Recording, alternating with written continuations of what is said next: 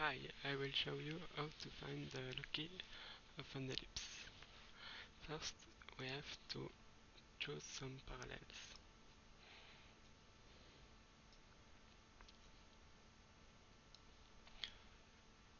Then draw a couple of parallels, like this. Now we have to find the middle of each parallel. So I will use the compass for this.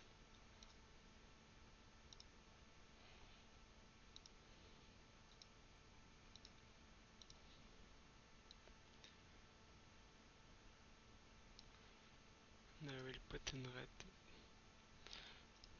the red middle and in green the green middle.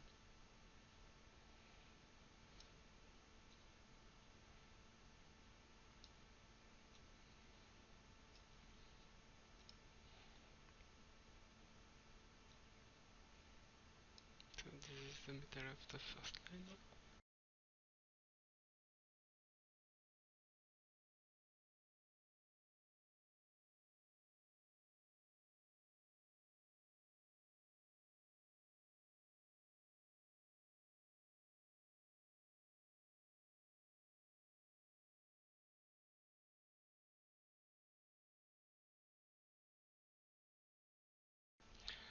That is, now we have the required points. And we will connect them, green with green and red with red,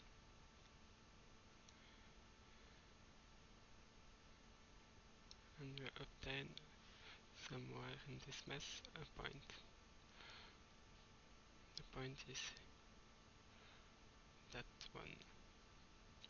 So we will trace a circle.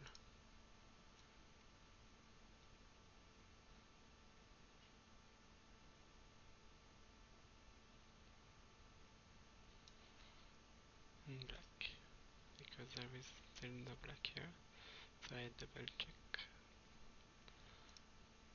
Okay, and I draw a circle. Now I have 4 points, the one which are the intersection of the ellipse and circle. So I will connect these 4 points.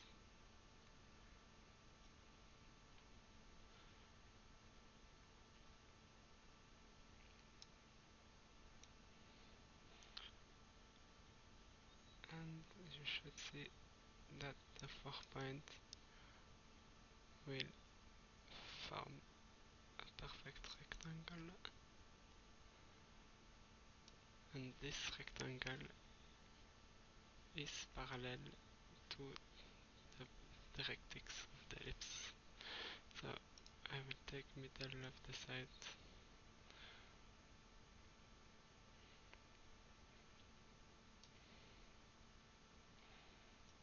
if I take enough. Make one circle here, make another here,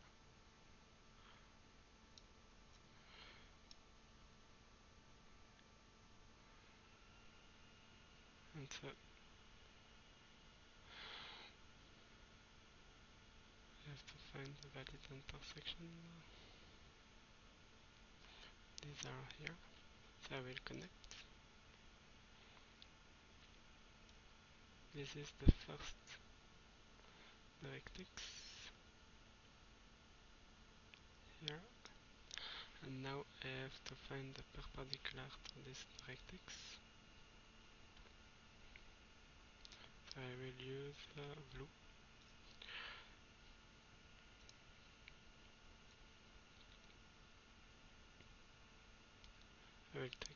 I can take this point or this point because there is a symmetry. So let's go with this one, and I make it a bit bigger than the other directrix of the ellipse, of what I think it will be. I take the same point, the symmetric here,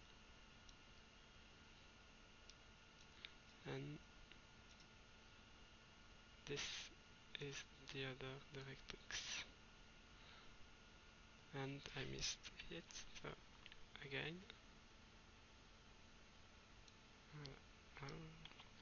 It's very hard.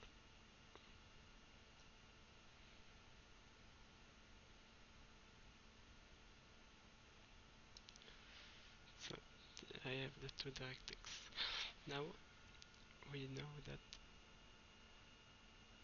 the sum of somewhere here plus this and this plus this should be the same as this and should be the same as this. So I will draw here in blues. So I take this.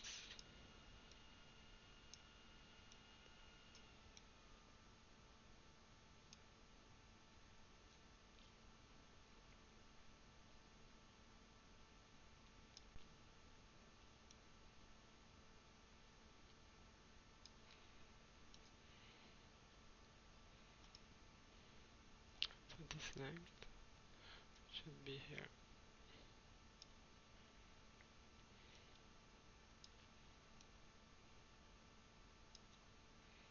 So here, first locus and second locus. And now we have to validate that this is the solution. So I will draw blue example line.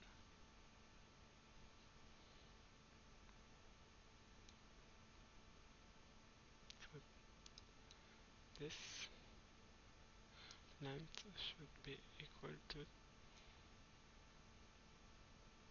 this one. So I will check it here using the compass.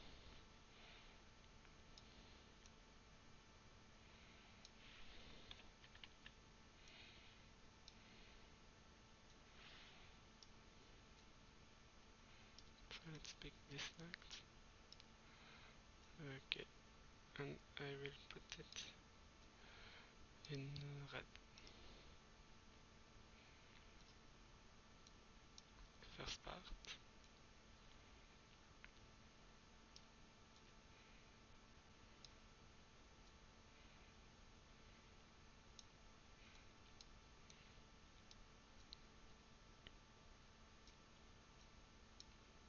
Second part. And now the other check will be in green. So we start from the same point. We take this length.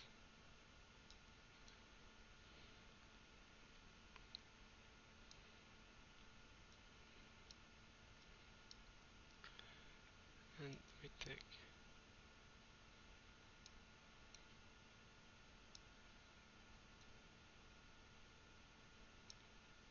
this length.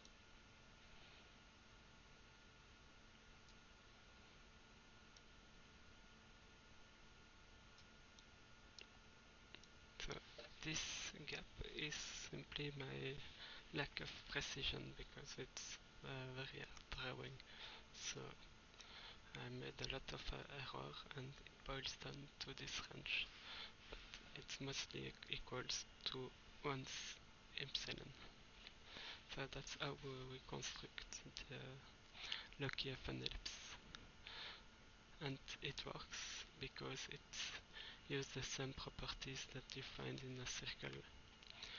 This is a chord in a circle. This is another chord in a circle. And you saw that we took the middle of the chord. Then we took another two chords that are parallel.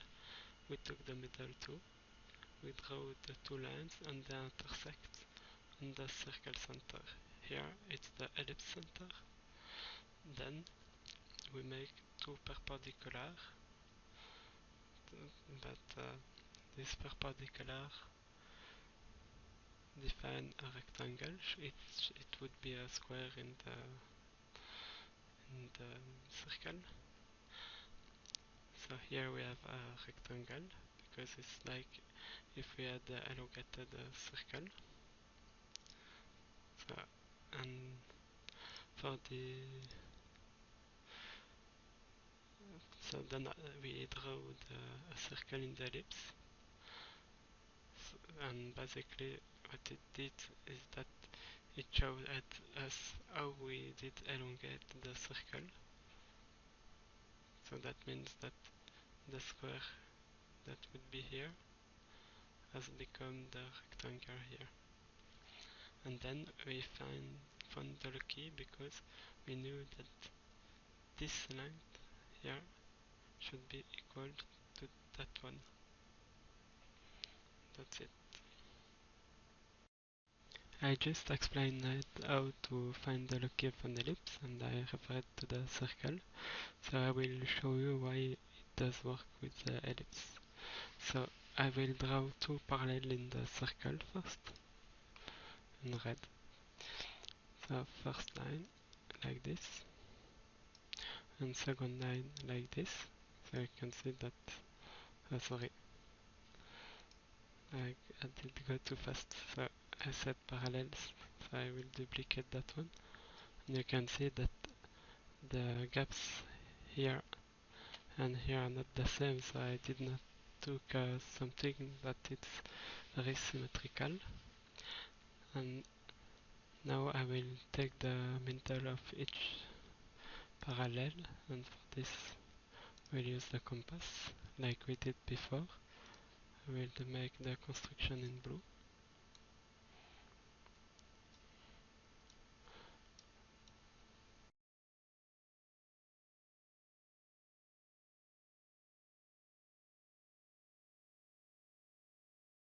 Normally it should go through the center of the circle. So I could connect this one. And as you can see, the two bisectors are on the same diameter, which is normal because the diameter cut each chord into equal parts. And now I will show you the relation with the ellipse in a simple way. You can see the ellipse, and why I show you the ellipse is because now I will map every point of the circle to the ellipse. And to do that it's quite easy. I will take horizontals.